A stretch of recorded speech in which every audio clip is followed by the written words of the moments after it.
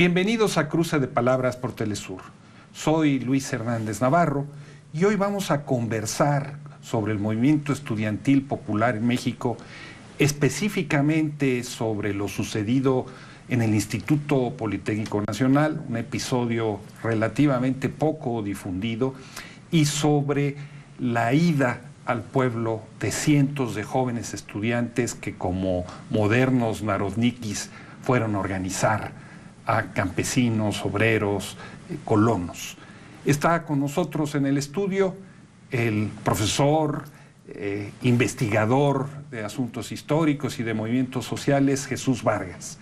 Jesús es un gran especialista en la historia del villismo, pero también ha recuperado buena parte de la historia de los primeros movimientos armados de corte socialista en México, en Chihuahua, y entre otras muchas cosas fue desaparecido político en un campo militar en la Ciudad de México. Jesús, muchas gracias por estar con nosotros en este Cruce de Palabras. Bueno, gracias a ti, Luis, por dar la oportunidad a un politécnico de presentar la versión específica del Politécnico sobre la huelga y el movimiento estudiantil del 67-71. ¿Dónde te agarró a ti el movimiento del 68?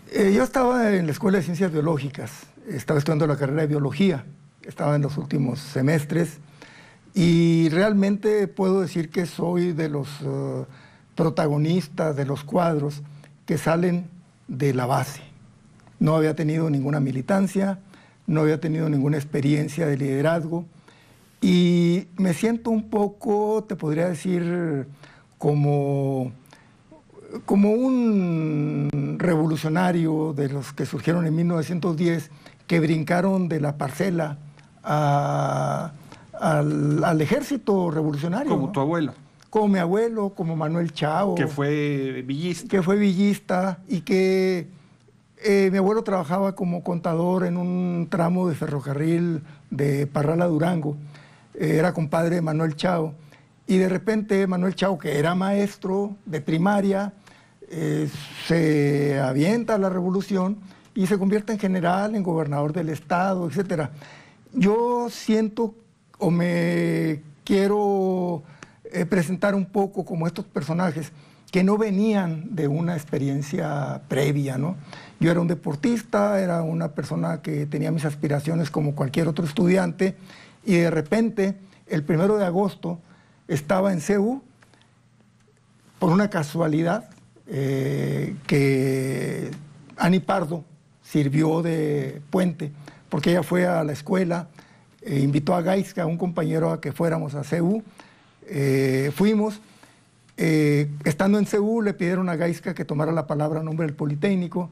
No pudo hacerlo él porque él todavía no estaba legalmente reconocido como ciudadano mexicano porque es de origen español. Y él me asusó, órale Jesús, te toca. Y tomé el micrófono y por primera vez un estudiante del Politécnico llamó a los universitarios a unirse a la huelga.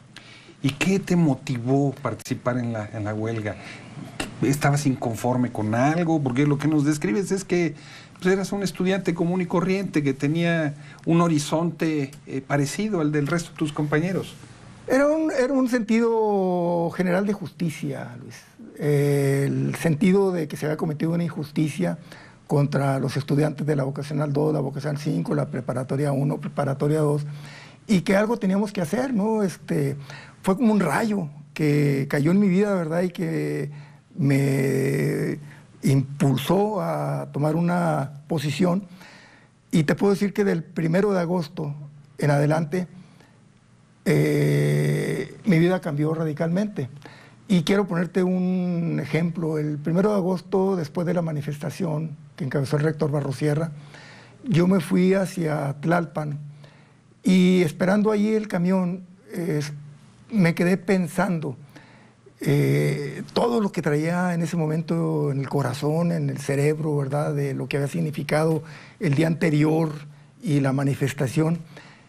Y te puedo asegurar que yo sentí que mi vida estaba cambiando en ese momento, o que mi vida cambió en ese momento, para siempre. Los estudiantes del Politécnico tenían un origen de clase, muchos venían de provincia. Así es. A diferencia de muchos estudiantes de la universidad que provenían de otro estrato social. ¿Es esto correcto? Así es, y esto tiene una relevancia porque te puedo decir, por ejemplo, en ciencias biológicas, después de que se decide la huelga, nos integramos al movimiento de tiempo completo. Fácilmente 100, 150 estudiantes. No era una escuela muy grande, andaba entre los 900 y 1000 alumnos. Y de estos 100, 150 estudiantes que nos quedamos de tiempo completo en la escuela, que ahí dormimos, que ahí comemos, la gran mayoría éramos de provincia, entre ellos sinaloenses, de Guerrero, de Durango. Entonces, ¿por qué? Porque estábamos libres, o sea, porque no teníamos que rendirle cuentas a nadie, no teníamos que llegar a una casa donde nos podían preparar un atolito, un guisadito, ¿verdad? Prácticamente estábamos libres y eso también contribuyó mucho a que nuestro compromiso con el movimiento fuera pleno, ¿no? La radicalidad de los estudiantes politécnicos era mucho mayor que la de los universitarios. Mira, Luis, es algo muy difícil decirlo desde mi posición de politécnico, pero lo que yo creo que sí es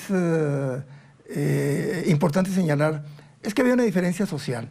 Había una diferencia social y había también un arrojo provocado por el hecho de que el Politécnico casi no tenía población femenil. Éramos, por ejemplo, la ESIME tenía alrededor de 15,000 estudiantes en aquel entonces, y de estos había la Escuela Superior de Ingeniería Mecánica. La Escuela Superior de Ingeniería Mecánica, y había unas cuantas mujeres, ¿verdad? Por cierto, Valentina Campa y Fernanda Campa fueron las primeras mujeres que estudiaron ingeniería en el Politécnico. Militantes comunistas. Militantes comunistas. Entonces yo creo que este tipo de factores, y otra cosa, ¿no? Que el Politécnico traía atrás de sí la experiencia de la huelga de agricultura Hermanos Escobar del 67. Esta huelga, yo sostengo que fue el inicio de lo que sería el movimiento estudiantil 1967-71, porque así lo interpretamos nosotros. Todo el Politécnico se puso en huelga. Todos vivimos esa huelga durante 10 días aproximadamente, y en el Politécnico se formó una organización representativa del estudiantado que fue el embrión del CNH. CNH, el Consejo Nacional de Huelga. El Consejo Nacional de Huelga. El organismo que condujo el movimiento del 68. El movimiento del 68. Entonces, son varios factores. La universidad, ¿por qué no participó en la huelga de agricultura Hermanos Escobar? Porque estaba de vacaciones. Entonces, yo creo que en este aspecto hubo factores ajenos a la institución, a nuestra parte de la institución, que nos colocaron en la posición avanzada. Cuando pasa lo del 29 de julio, nosotros, para el 30 ¿Qué pasó el 29 de julio? Bueno, la represión en la preparatoria, la entrada del ejército, el bazucazo sobre la puerta de la preparatoria, esto sucedió en la noche, y para el día siguiente en el Politécnico se estaba discutiendo ya la huelga, de tal manera que para el 31 de julio, el Politécnico ya estaba en huelga. Cuando decide el rector Barrosierra convocar la manifestación del 1 de agosto, el Politécnico en su totalidad estaba en huelga. Jesús, tú fuiste un brigadista, estabas en las calles, en los mercados, en los camiones. ¿Cómo recibía la gente el mensaje de ustedes como estudiantes? El principal estímulo que tuvimos los estudiantes a lo largo de todo el movimiento fue esa simpatía, ese consenso. Había un consenso, Luis. A donde íbamos nosotros éramos bien recibidos. Y materialmente el principal elemento demostrativo de este apoyo del pueblo era el económico. recibíamos apoyo económico enorme, ¿verdad? Nosotros, te puedo decir que nunca tuvimos dificultades para comprar papel, para comprar cartulinas, para comprar mimeógrafos, para comprar comida, para pagar la gasolina de los camiones. Pero al mismo tiempo había una gran campaña de estigmatización en contra de ustedes. Eran presentados como agentes soviéticos, cubanos, como la encarnación del mal, y no estoy exagerando. Sí, sí, a lo largo de todo el movimiento, y fue algo que Carlos Montemayor trabajó. El gran escritor fallecido en 2010. En 2010 trabajó a fondo para demostrar que esa interpretación de la intervención de los rusos, de los cubanos, etcétera, era una verdadera falsedad, ¿no? O de la CIA, decían. O de la CIA, en fin. Creo que en ese sentido, ¿por qué evolucionamos tanto los estudiantes brigadistas en ese ejercicio de ir a la gente, de ir a las colonias, de ir a los mercados, de ir a las puertas de las fábricas, de ir a las plazas? Creo que fue el pueblo el que nos jaló. Yo lo interpreto como que había una gran inconformidad, había una gran insatisfacción social, y el pueblo ve en nosotros una esperanza, y nos arropa, nos protege, y además nos concientiza para que salgamos del nicho, de la burbuja esa en la que nos encontrábamos, pensando desde nuestra situación estudiantil. Las primeras semanas de huelga, Luis, nos abren el panorama. Ya no pensamos tanto únicamente en la represión del 23, del 26 de julio, del 29 de julio, de los presos políticos. Ya no pensamos en eso. Ya estamos pensando en un cambio de política del país.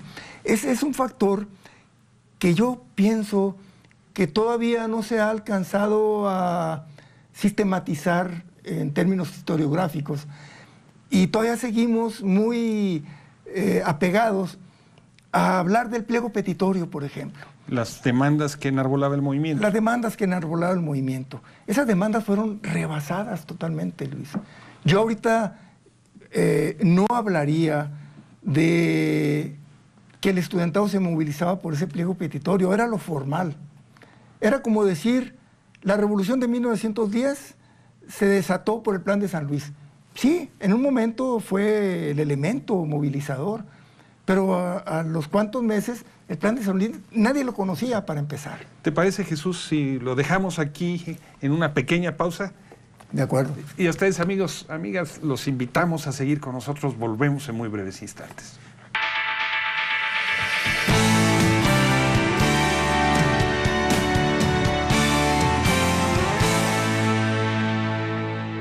Estamos ya de regreso en este cruce de palabras, conversando sobre los estudiantes politécnicos mexicanos y el movimiento estudiantil popular de 1968 con Jesús Vargas.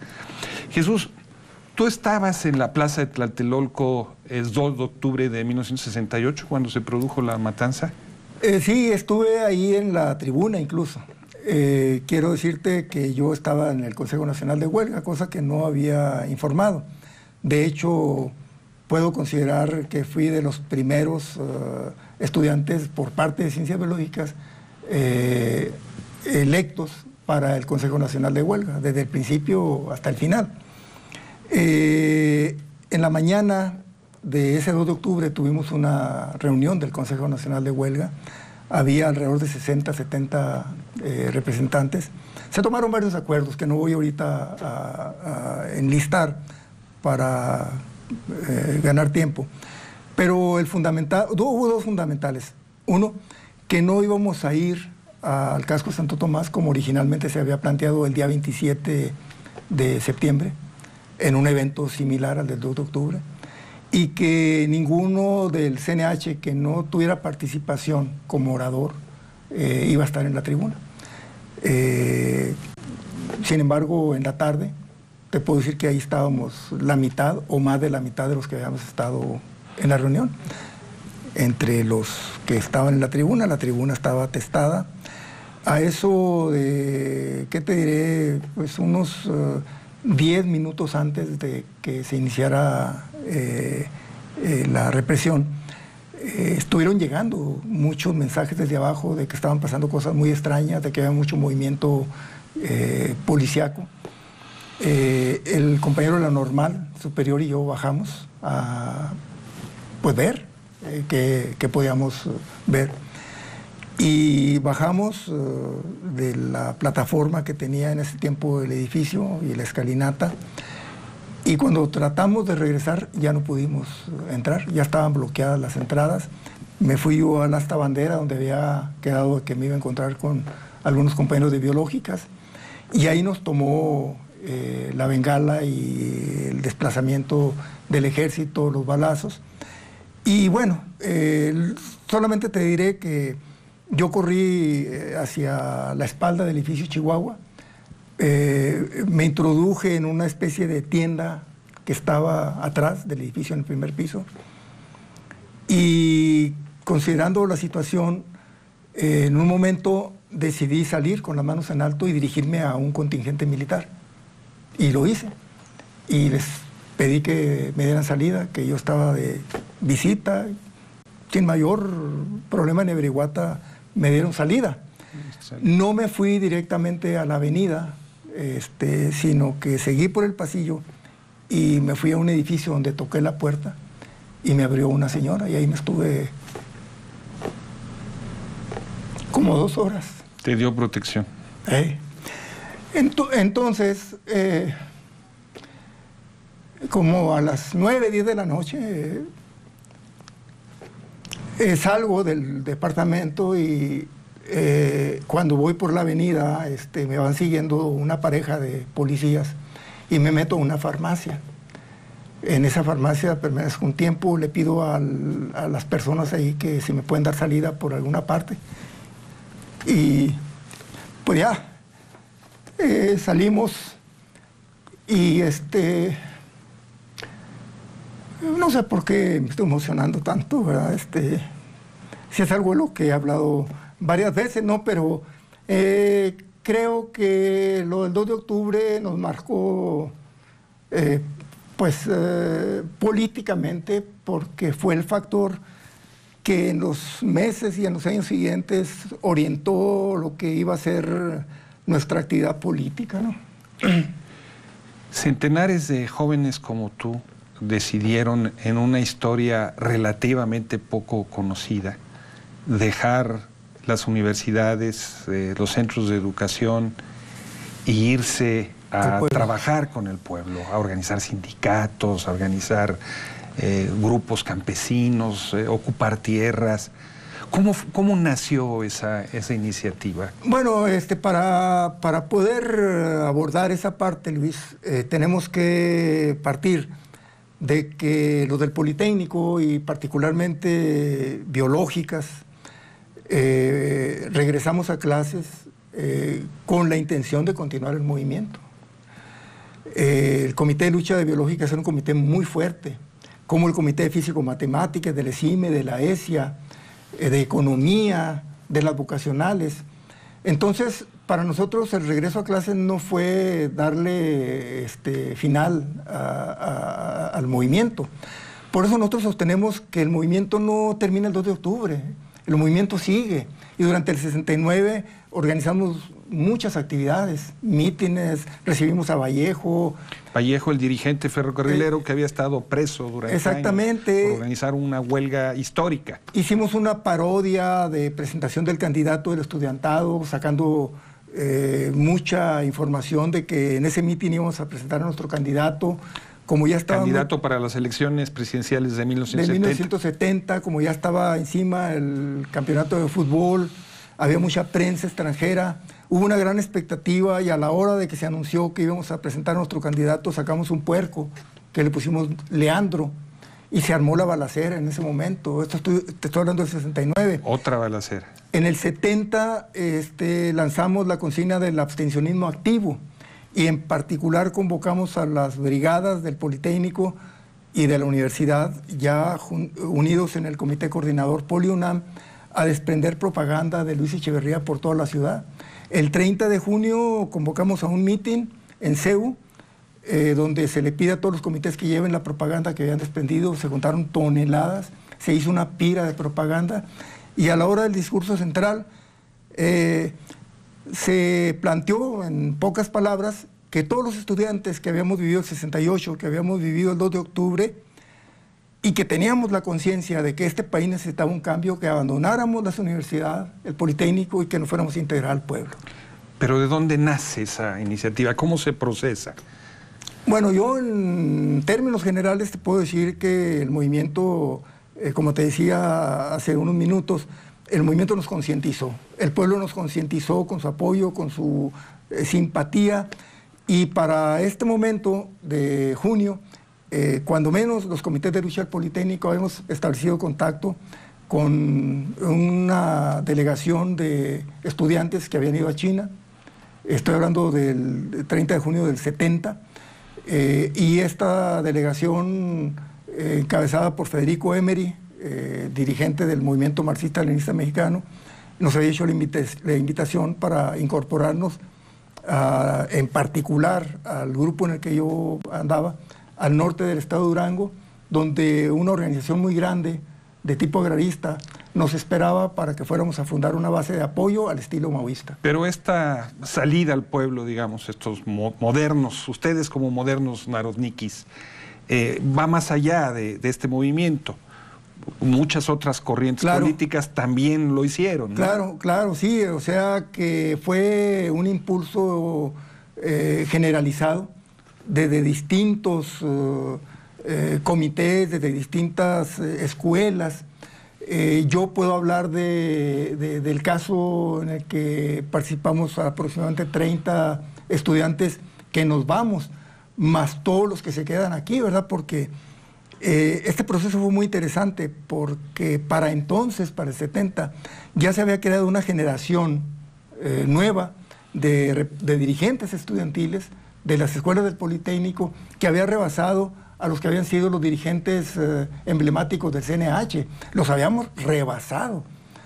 Mientras que gente como El Pino, González de Alba, el mismo Raúl Álvarez, con todo respeto, ¿verdad? Gilberto Guevara, Marcelino Perelló, mientras ellos seguían todavía en la idea del CNH y del protagonismo que ellos habían tenido hasta el 2 de octubre, las nuevas dirigencias que se fundaron en el Politécnico ya no estaban planteando el movimiento estudiantil únicamente, ya lo que estaban planteando era la incorporación a un gran movimiento popular. ¿Tienes idea de qué tan masiva fue esa participación de irse al pueblo? Ustedes dicen, nosotros éramos un grupo de 30, pero en general, ¿cuántas habrán sido? Mira, es algo muy interesante que se tendría que buscar, ir más al fondo. ¿Por qué? Porque no fue nada más irse a integrar al pueblo, Luis. Fue también ir a formar grupos armados. Y yo te puedo decir que Lacandones, que la misma Liga 23 en su origen, nace el embrión en el Politécnico, con los hermanos Corral, los hermanos Domínguez, Pablo Alvarado, Jorge Hurtado. O sea, yo te menciono los personajes conocidos, pero obviamente en la base hay cientos de jóvenes que están dispuestos, unos, como en el caso nuestro, a hacer la revolución con el pueblo desde una estrategia de cercar el centro de la periferia, tal y como lo planteaba Mao en la Revolución China. Otros compañeros son más de la idea de la lucha armada guevarista, pero también hay grupos como el MAR que se forman después, que están inspirados también en la táctica china, en la táctica del Partido Comunista Chino. Entonces, luego hay muchos grupos que se van a distintas partes. Nosotros nos vamos al norte, pero hay grupos que se van a Veracruz, hay grupos que se van a Sonora, hay grupos que se van al movimiento obrero, y hay muchos compañeros, y esto es lo que es más difícil de seguirle la pista, muchos compañeros que espontáneamente y en lo individual, como profesionistas, entran a hacer labor en las fábricas. Y donde a trabajar como obreros. Para trabajar con obreros y para orientar en los sindicatos. Y no se diga toda esa generación de participantes, protagonistas del 68, que se incorporan a la educación. Esto se nota mucho más en la universidad, porque en la universidad tiene seguimiento en los SHs, en el Politécnico no, en el Politécnico cercenan totalmente cualquier posibilidad. Te puedo decir, por ejemplo, que las escuelas de educación media superior que se conforman después del 68 y después de la desaparición de la vocacional 7, quienes se apoderan de las direcciones y de las aulas son los porros, o sea, porros... Los porros como grupos de choque en contra de los estudiantes. Como grupos de choque o como dirigentes estudiantiles corruptos que vivían bajo la nómina del gobierno. Ellos son los que se apoderan de la dirección de educación media superior. Entonces, obviamente, la formación de los estudiantes en los CEBETIS, en los CETIS, está muy controlada desde el punto de vista ideológico. Jesús, en un minuto, ¿valió la pena? Totalmente, Luis. Yo creo que no tenemos todavía plena conciencia de lo que aportó el movimiento estudiantil de 1967 a 1971 para el México que estamos viviendo. Cuando se habla de la Cuarta Transformación y que se menciona mucho esto, yo pienso que la Cuarta Transformación empezó aquí. El México que nace de este movimiento masivo es un México que empezó a transformarse lentamente, pero que rompió totalmente con el mito, con la demagogia, con el estandarte de un gobierno que se llamaba revolucionario, salvaguarda del zapatismo, del villismo, etcétera, ¿verdad? Y el movimiento echó por tierra esa simulación. Y entonces los gobiernos posteriores tuvieron que asumir que no eran revolucionarios, que eran simplemente gobiernos políticos que finalmente en los últimos 30 años cayeron en el neoliberalismo y que se han convertido en los principales enemigos de los intereses populares. Jesús, muchas gracias por compartir todas estas vivencias y reflexiones con nosotros. Y ustedes, amigos y amigas, muchas gracias por acompañarnos el día de hoy. Ya saben, los esperamos la próxima semana aquí en Cruce de Palabras por Telesur.